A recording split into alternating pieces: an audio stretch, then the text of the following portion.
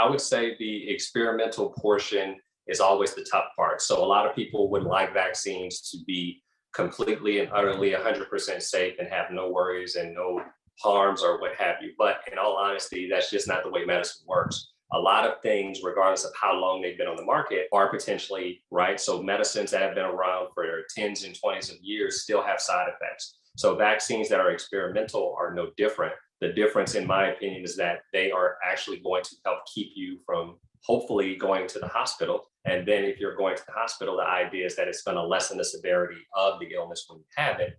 And it's going to keep you from going on a ventilator and potentially something as bad as just losing your life. So even though it is experimental, the risks are very low, the benefits are very high.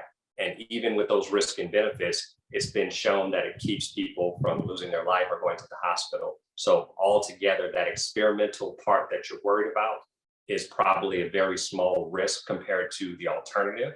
And the other part I like to also mention very briefly is that if you are one of those people who says, I don't want to do something experimental because it's an experiment and I don't know a lot about it.